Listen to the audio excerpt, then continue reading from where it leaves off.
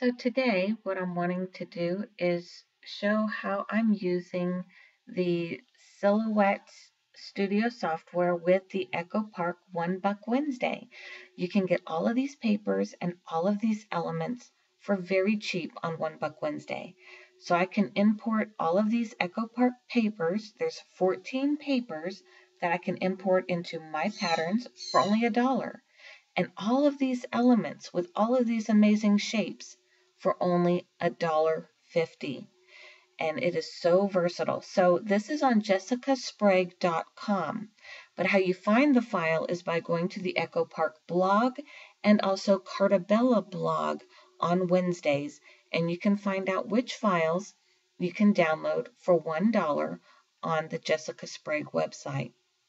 So all I do is I add these to my shopping cart and purchase these.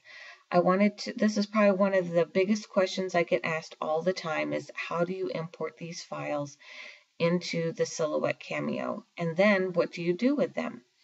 Another question a lot of people ask me is why don't I purchase the Silhouette subscription? And the reason why is because I can make so many of those shapes from these $1.50 elements for so much cheaper this way by using the PNG files with the trace feature. So the first thing I do is I download, of course I purchase them, and then I download them into a place where I can keep them.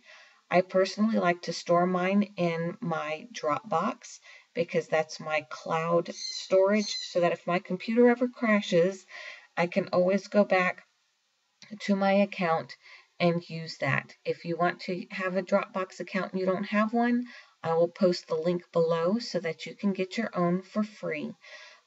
So I keep all of mine there so that if my computer ever crashes, I can always get my elements back. So first I saved the papers. Now I'm also going to save my elements into my Dropbox.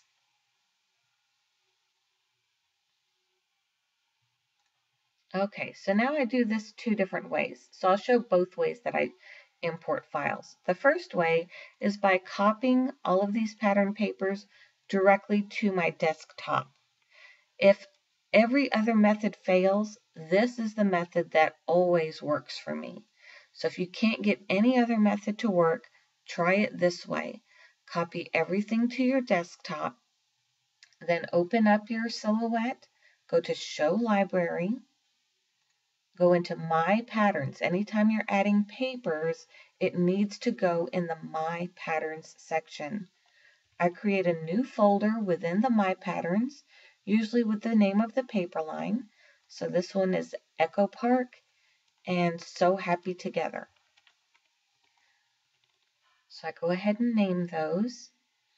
And then I squish this over to the side a little bit so that I can start dragging and dropping my files right into the Silhouette library directly from the desktop. Now, don't select all of them. If you select all of those pattern papers at once and try to drag and drop, it will crash. Either do one at a time, or at the most, I select 3 to 4 of the pattern papers at a time to import them into the Silhouette library. Okay, so that's the first method, and I just make sure the number of papers in my library match the number of papers I had on the desktop, which they do. So that's method 1 on how I import. Method 2, these are for the elements. I go down to the elements section here, and in this section of the library, I also do the same. I name it after the park, Echo Park. I have a whole section just for that. Now this one I'll do differently. I will drag and drop directly from my file area where it's saved. So I'll open up all those elements, open up the alphas. I'm going to select 3 of them and drag and drop. Sometimes this works, sometimes it doesn't. This particular day, it happened to work for me. But again, I do not select the entire library. I only select about 4 at a time at the most and drag and drop those in and then complete the rest of the collection. Okay, so there's 2 different methods you have to import these features into your Silhouette Cameo software. And then again, I just double check and make sure the number of elements match. You can double click on them and it puts them right into your project for you. But this is where it gets neat. Say there's a shape you like. I thought this shape was really neat. And I also like the colors in it. If you want to be able to have a more versatile file that you can use with any paper, you can go ahead and make a cut file out of this one right here. We're going to use the trace feature, trace window, take the high pass filter off, threshold all the way up, cut outer edge. Now I have a cut file that I can use on any scrapbook paper that I want. Or I can make it match this exact paper line by using the eyedropper tool. First, you'll need to make sure that you have the element selected.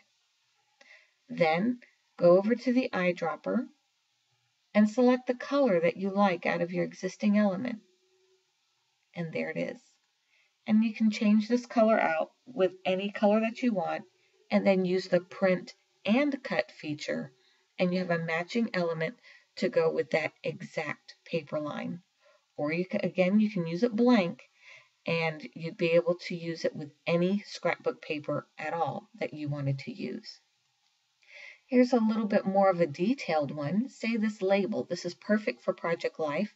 I can use it on so many different projects, but I may want to use different colors. So again, trace, high pass filter off, threshold all the way up, trace outer edge, and I have my element traced.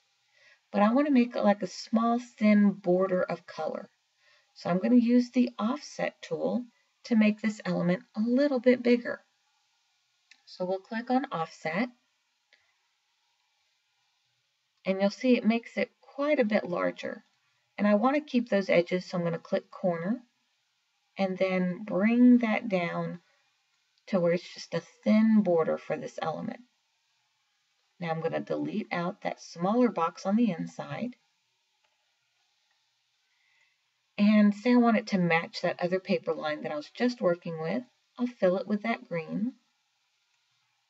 Now I want to make sure first to bring this element to the front, otherwise we'll lose it.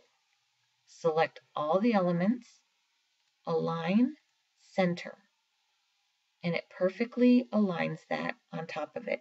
So now I can make that board, it'll be a cut and print. So you'll see that one cut line all just on the outer edge.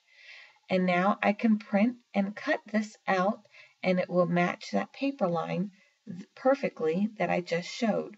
Or I can go in and change that border to be any color that I want at all. Here's a little bit more of a detailed pattern. This is one that I would never be able to draw myself within the Silhouette software because it's so detailed. But again, use the trace feature, high pass filter off, threshold all the way up, and trace outer edge. I can print and cut it just as it is, or I can go in and start changing it to match the paper line with any color that I like. Again, you can use this to cut out any scrapbook paper if you left the file blank, just like that. Or you can come in and use any of these fill colors and change it out to match. Of course, make sure it's selected. And now you can swap it out with any color that you like. So again, this is why I haven't bought a Silhouette subscription, because there's so much versatility from these very cheap element packs that I can download for just $1.50. And I can get all these designs, cut them out of regular scrapbook paper, or do a print and cut and match everything perfectly. Say there's a whole bunch of elements you like from a whole bunch of different paper lines. So I'm going to mix and match several. This is the Be Mine collection from Echo Park. I like those designs. Then For the Record, I like several of these little tabs. And so I just kind of throw those on the page. The This and That collection, I like that banner. I also like that file folder tab. And the Winter Wishes, I like the speech bubble.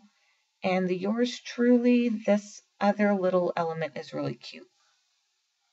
So what you can do is if you like elements from a whole bunch of different paper lines, you can use them all at the same time.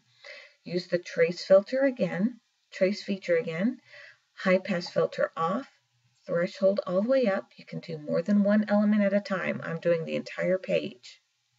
Trace outer edge. And now I have all of these shapes and I can use them and make them match one particular paper line.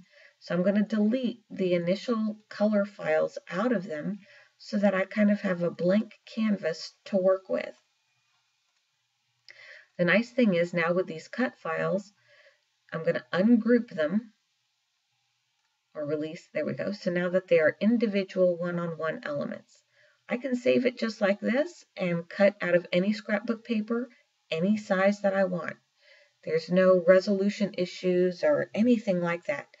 And as long as you use the fill pattern feature, there will not be any resolution issues. It will adjust it how you need it to be with any color or any patterned paper that you want without having any type of grainy design issues inside the element. So this is really nice for tickets because, you know, you always want a ticket on scrapbook pages or cards. You can make it any color that you want to match. Now again, I'm going to try to use the Yours Truly collection and make everything match, even though again, these are all elements from different paper groups. So here's the heart, and I can make it bigger than what the original file was. Same thing with this one. I'm going to go ahead and select a paper for it. And this pattern paper is pretty busy, so I want that element to be bigger. So I'm going to drag it and make that element bigger. Now I can make these smaller elements match this by again using the fill tool, using the eyedropper, and going in and finding the colors that I want to fill some of these other elements with. I'll use the pink out of here as well. Okay, so I hope this really gave you a lot of ideas on how to use these really discounted PNG files. You can get so many shapes. You can make them match a paper line completely, or you can just trace around them and use the cut feature on any existing paper that you already have in your stash just by placing it on the proper place on the mat. Thanks for watching.